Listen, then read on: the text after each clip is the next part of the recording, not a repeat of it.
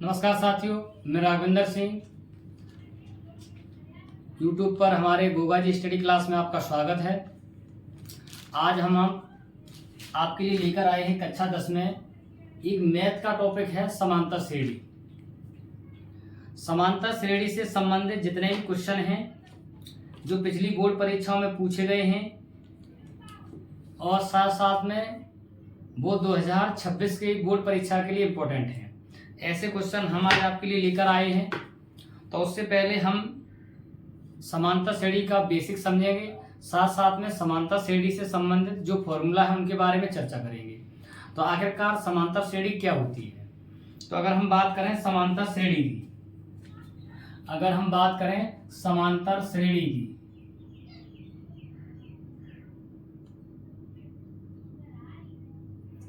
समांतर श्रेणी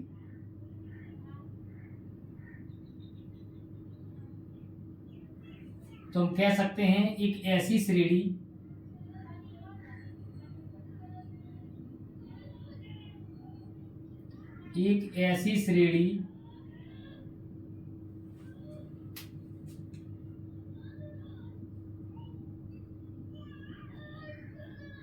जिसमें प्रत्येक पद अपने पहले पद में एक नियत संख्या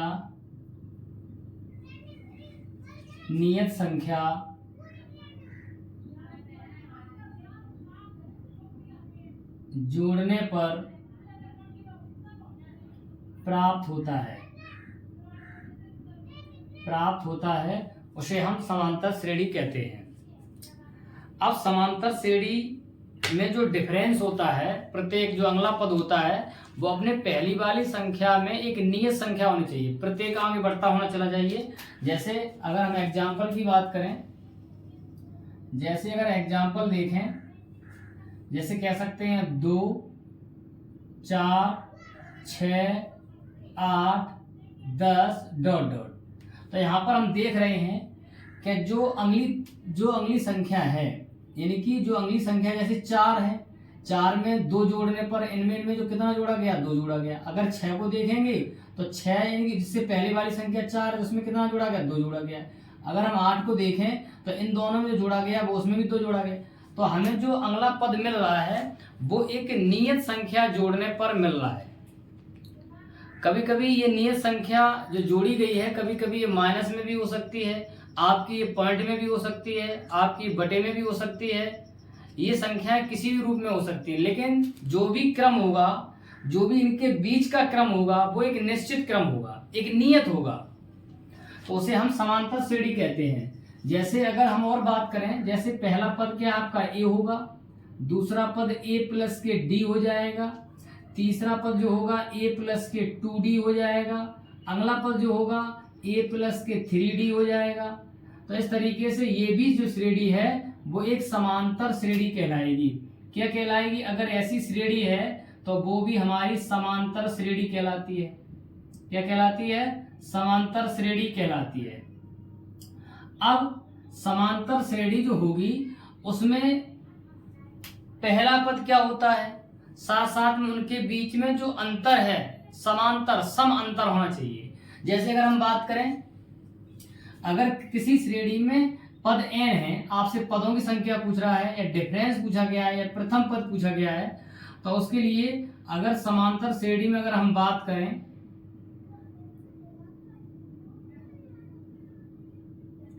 समांतर श्रेणी में अगर हम बात करें तो समांतर श्रेणी में जो प्रथम पद होता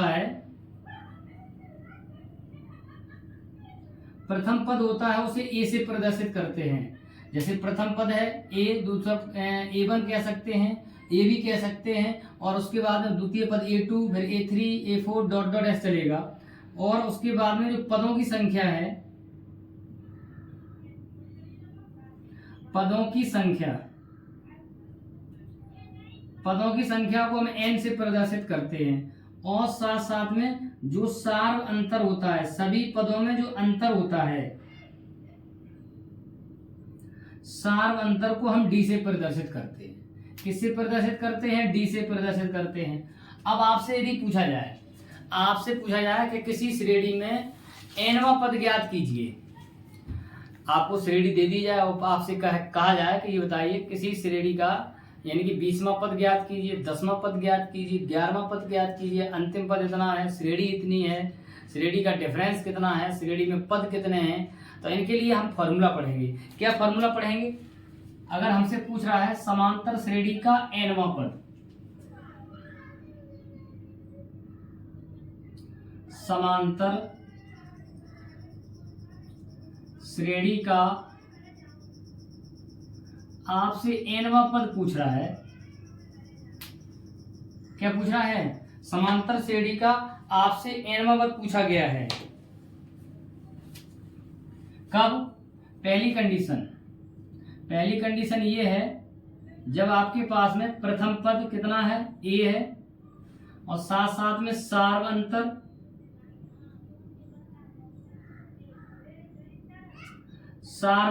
d है और में अंतिम पद यानी कि ये आपसे कह जाए nवां पद, nवां पद आपसे बराबर क्या है? an है। तो उसके लिए आप फॉर्मूला बनाएंगे क्या? an बराबर a प्लस n-1 और d। ये फॉर्मूला आपको याद रखना है।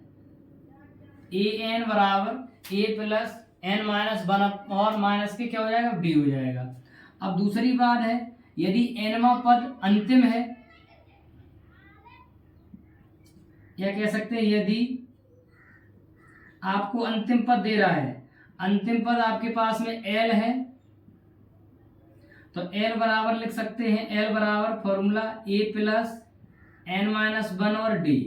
तो तब भी हम ये फॉर्मूला यूज करेंगे, l बराबर a प्लस n-1 और d, ये फॉर्मूला यूज करेंगे। अब बात आती है समांतर श्रेणी के पदों का योग पूछ रहा है। पद दे रहा है 20 पदों का योग बताइए, 50 पदों का योग बताइए, 100 पदों का योग बताइए।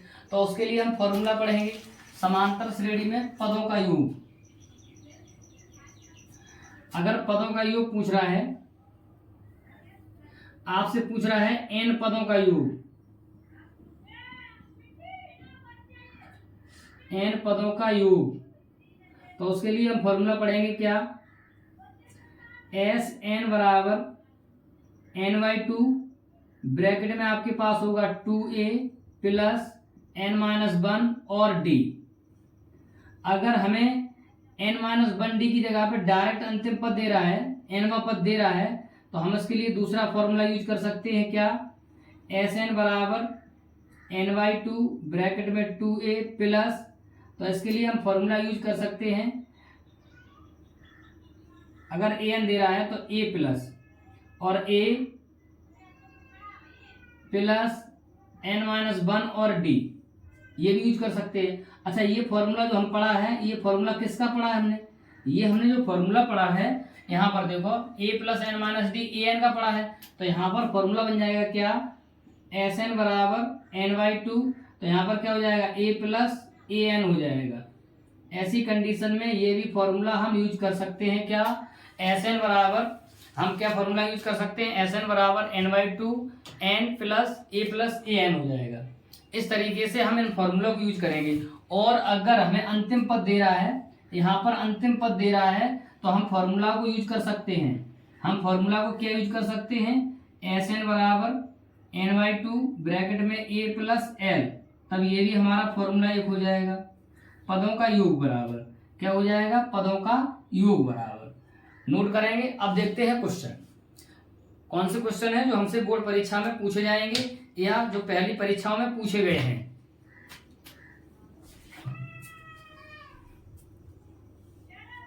देखते हैं ऐसे क्वेश्चन कौन कौन से हैं जो हमें बोर्ड परीक्षा में पूछे गए हैं और 2026 के लिए वो इम्पोर्टेंट हैं। 2026 के लिए वो किसी न किसी कारण इम्पोर्टेंट हैं या बार बार बोर्ड परीक्षा में पूछे गए हैं। तो आइए देखते हैं वो क्वेश्चन कौन से हैं और साथ साथ में वीडियो को लाइक तथा शेयर करते रहें, जिससे हम आपको अच्छी से अच्छी वीडियो दे सकें। आशा करते हैं आपको ये वीडियो पसंद आएगी और साथ साथ में चैनल को सब्सक्राइब करते रहें। देखते हैं क्वेश्चन नंबर 1। अब हम क्वेश्चन नंबर 1 की बात कर रहे हैं। क्वेश्चन नंबर 1 हमारे पास है। क्वेश्चन नंबर 1 है। क्वेश्चन ये कह रहा है एक मेरे पास में समांतर श्रेणी है। मेरे पास में एक समांतर श्रेणी है। क्वेश्चन कह रहा है समांतर श्रेणी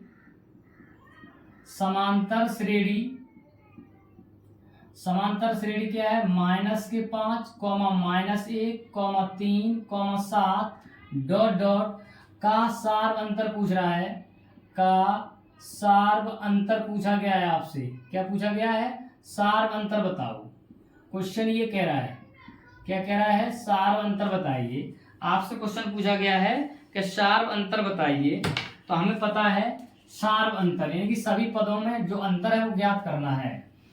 तो हम क्वेश्चन को जब हल करेंगे तो हम देखेंगे क्या यहाँ पर मेरे पास में a1 का मान मेरे पास -5 है, a2 का मान मेरे पास -1 है, a3 का जो मान है वो मेरे पास में 3 है, a4 का जो मान है मेरे पास में 7 है। अगर सभी में डिफरेंस बराबर आ रहा है तो मेरा सार्व अंतर हो जाएगा यानी कि समांतर श्रेणी हो जाएगी। क्या हो जाएगी? समांतर श्रेणी। हालांकि उसने पहले ही बताया है कि ये समांतर श्रेणी है।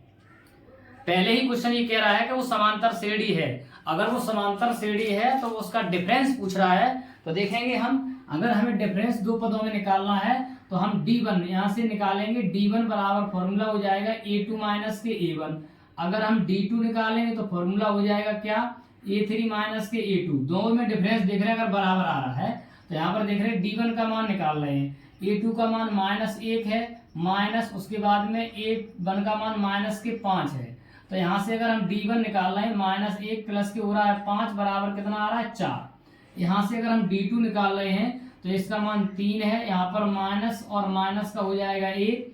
तो D2 बराबर कितना हो जाएगा? 3 + 1 बराबर 4। कहने का मतलब D1 बराबर किसके है? D2 के है। कितना आया? 4।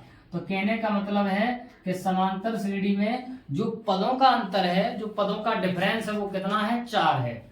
यानी कि सार्व अंतर कितना है? 4 है। सार्व अंतर कितना है? 4 है। अब देखते हैं अगले क्वेश्चन को। अगला क्वेश्चन ये कह रहा है, अगला क्वेश्चन जो आपसे पूछा गया है,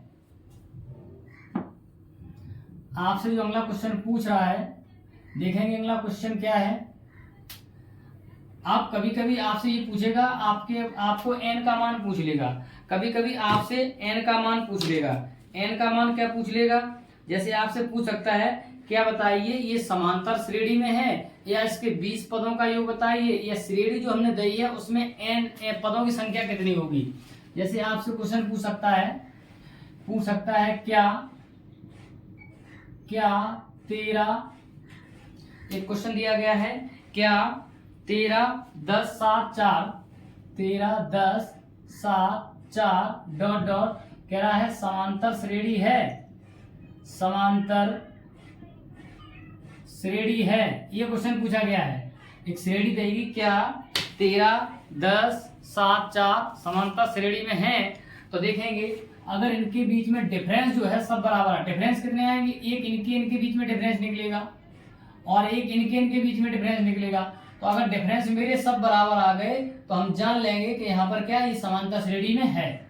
तो सबसे पहले लिखेंगे A1 बराबर मेरे पास कितना है? 13, A2 बराबर कितना है? 10, A3 बराबर कितना है? 7, A4 बराबर कितना है? 4।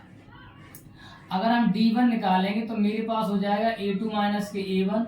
अगर हम D2 निकालेंगे तो मेरे पास हो जाएगा A3 माइनस के A2। अगर हम D3 निकालेंगे तो मेरे पास में हो जाएगा A4 माइनस के A3।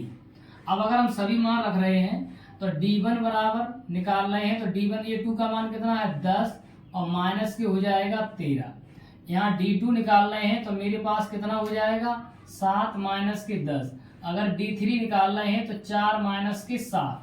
तो यहाँ पर D1 का मान निकाल रहे हैं तो मेरे पास माइनस के 3, D2 निकाल रहे हैं तो माइनस के 3 और D3 निकाल रहे हैं तब भी माइनस के 3। कहने का मतलब हमें पता है कि D1 बराबर D2 है बराबर D3 है। कहने का मतलब जो सार्व अंतर है यानी कि अंतर जो है वो क्या है? समान है। तो हम कह सकते हैं सार्व अंतर यानी कि सभी पदों में जो अंतर है वो कितना है, -3 है। तो हम कह सकते हैं अतः श्रेणी क्या है, एक समांतर श्रेणी है, एक समांतर श्रेणी है। दी गई श्रेणी क्या है, एक समांतर श्रेणी है। इस तरीके से ये श्रेणी हमारी क्या कहलाएगी, समांतर श्रेणी कहलाएगी। अब देखते हैं हमें अगला क्वेश्चन दिया गया है, एक समांतर श्रेणी 10 7 4। एक समांतर श्रेणी कह रहा है 10 7 4 का आपसे 20वां पद पूछा गया है।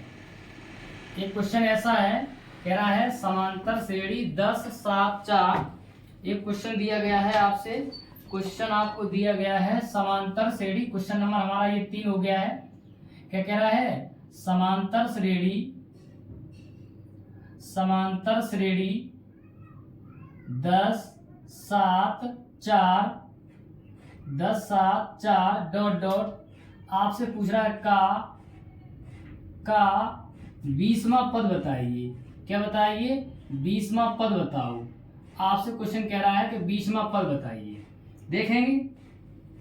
अच्छा, हालांकि ऐसे क्वेश्चन बोर्ड परीक्षा में बहुत ज्यादा पूछे जाते हैं, तो हमें सबसे पहले काम वही करना है, क्या सबसे पहले लिखना है a1 का मान। a1 का मान कितना है, 10 है। a2 का मान कितना है, 7 है। लेकिन a3 का मान इसमें हमें जरूरत नहीं है, यहीं से हम डिफरेंस निकाल लेंगे। तो अगर हम डिफरेंस निकाल रहे हैं तो डिफरेंस क्या हो जाएगा, a2 माइनस के a1 हो जाएगा। तो d बराबर कितना हो जाएगा, 7 और माइनस के हो जाएंगे 10। तो d बराबर मेरे पास में -3 आ जाएगा। और यहाँ पर a1 का मान या a का मान कितना है, 10 है। और साथ साथ में n 20 पदों का मान पूछ रहा है, तो n का मान कितना हो गया, 20। अभी हमने फॉर्मूला पढ़ा है कि n पदों का मान पूछा जाए तो वहां पर एक फॉर्मूला पढ़ा था, an बराबर a प्लस n माइनस 1 और d पढ़ा था। तो इस फॉर्मूला को हम यूज करेंगे। तो an का मतलब है यहाँ पर a 20 पूछा गया है आपसे, a का मतलब क्या 10 है, प्लस n का मान कितना है 20, माइनस 1 कर देंगे, d का मान कितना है, d का मान मेरे पास में है -3। तो अगर हम a 20 निकालेंगे तो यहाँ पर हो जाएगा 10 प्लस यहाँ पर कितना हो जाएगा 19 बचेगा। 19 में गुणा कितने का हो रहा है, -3 का हो रहा है, -3 का गुणा हो रहा है। तो हम जब गुणा करेंगे तो 10 प्लस के 19 तिया कितने होते हैं बताओ, 19 तिया होते हैं 57, 19 तिया 57 हो जाएंगे। 57 में तो 10 जोड़ देंगे तो कितना बचेगा, -10 कितना बचेगा, -47 बचेगा। तो हमें 20वां जो पद मिलेगा, वो 20वां जो पद होगा वो कितना होगा, -47 होगा। कितना होगा, -47 होगा। आशा करते हैं आपको ये क्वेश्चन समझ में आया होगा। तो कितना आंसर आया, -47। अब अगला टाइप आता है, जब हमें कभी कभी ऐसा होता है कि 10वां पद या 20वां पद, 2 पद दे दिए जाते हैं, उनमें से सार्वंतर पूछ लेता है। कहता है जैसे आपके पास 10वां पद 16 है और 12वां पद 18 है, तो क्या है बताइए आपका जो उनमें डिफरेंस है वो कितने का है।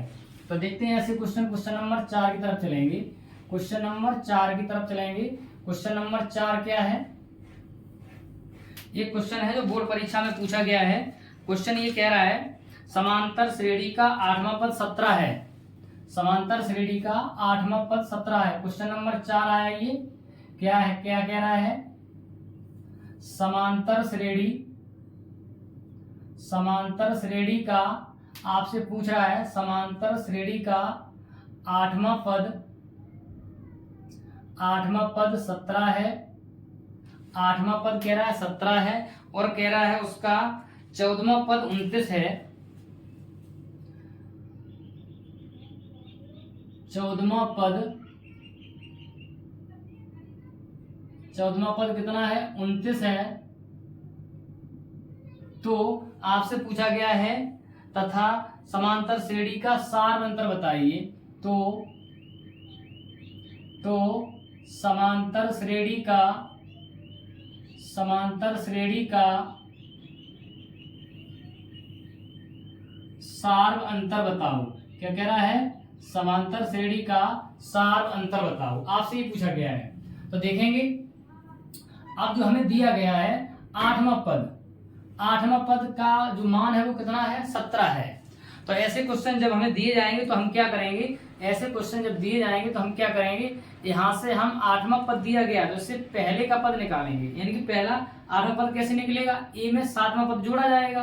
तो 8वां पद का मतलब क्या है, 8वां पद का मतलब है, 8वां पद का मतलब है ए प्लस के 7d। तब 8वां पद हमें मिल रहा है 7 बार डिफरेंस जोड़ के, तो समीकरण नंबर 1 हो जाएगा। 14वां पद का मतलब है ए प्लस के 13d मिल रहा है और बराबर कितना दिया, 29 दिया, समीकरण नंबर 2 कर देंगे।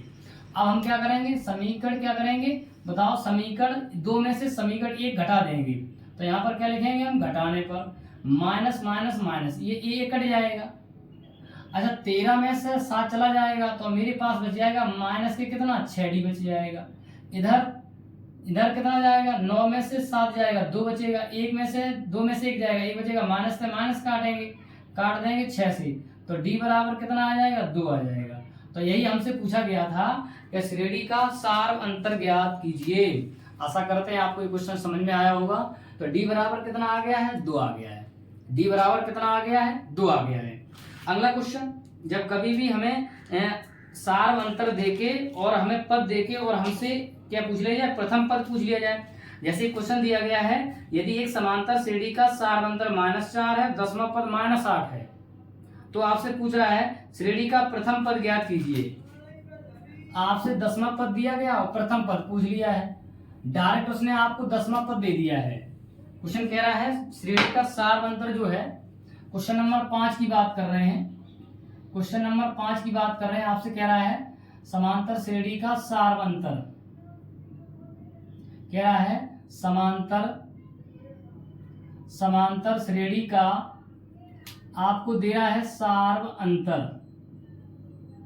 अंतर कितना है, -4 है, और कह रहा है 10वां पद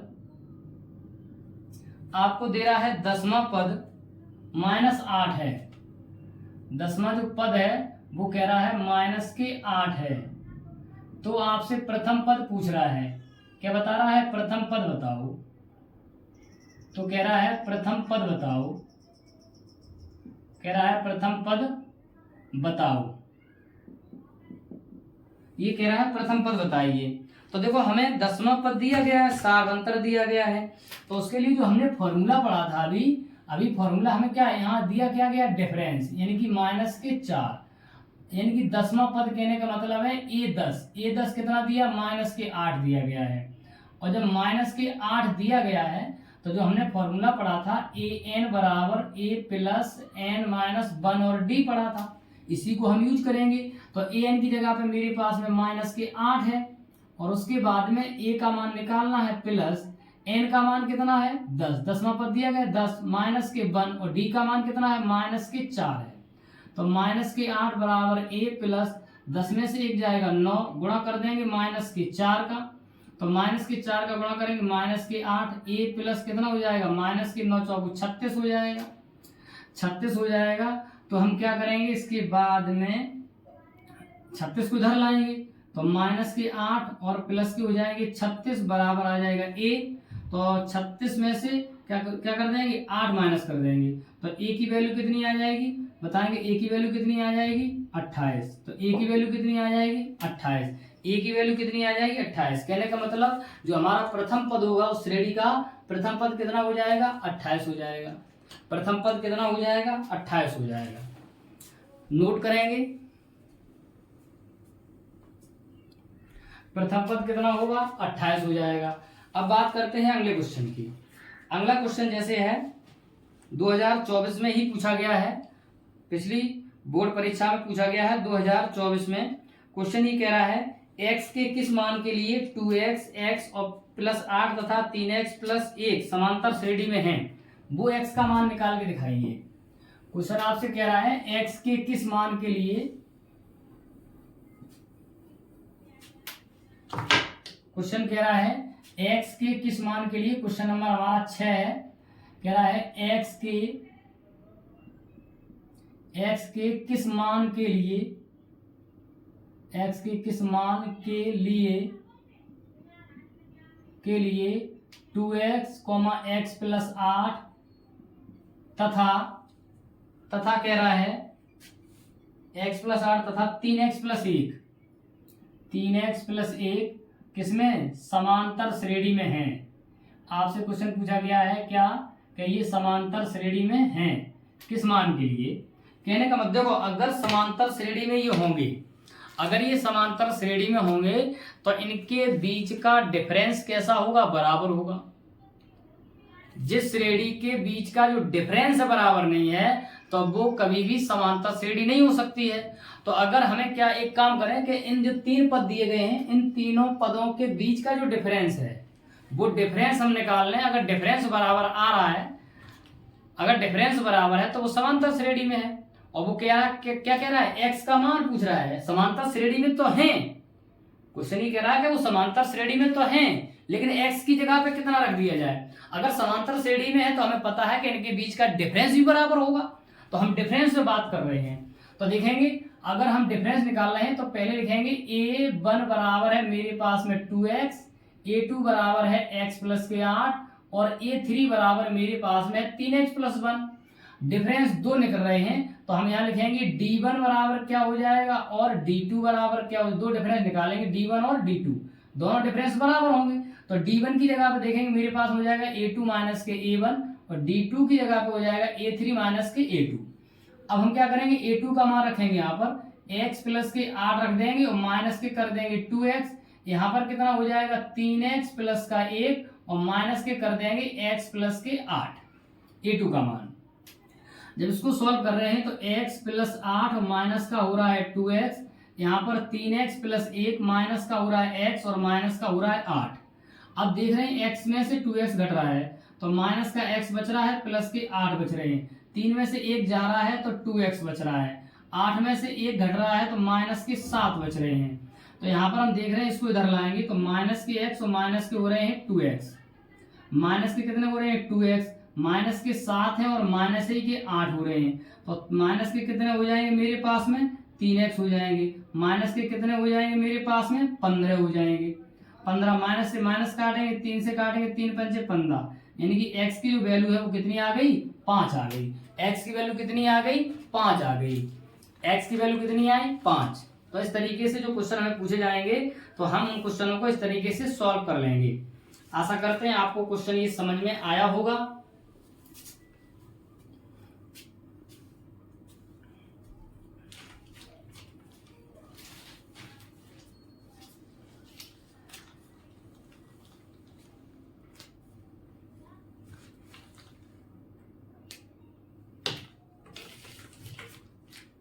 आज के लिए बस इतना ही। अब हम आगे के जो क्वेश्चन है बोर्ड परीक्षा से संबंध और भी जो इम्पोर्टेंट क्वेश्चन है, थोड़े लॉन्ग क्वेश्चन है, वो हम लेके आएंगे अगले वीडियो में, जिसमें आपके लिए जो पदों का योग पूछा जाएगा और साथ साथ में जो भी और क्वेश्चन होंगे इस टाइप के और इससे और भी अच्छे क्वेश्चन होंगे वो हम अगली वीडियो में लेके आएंगे। तो हमारे गोगा जी स्टडी क्लास को आप सब्सक्राइब करें और तथा वीडियो को ज़्यादा से ज़्यादा शेयर करें, जिससे हम आपको अच्छी से अच्छी वीडियो दे सकें। तब तक के लिए जय हिंद, धन्यवाद।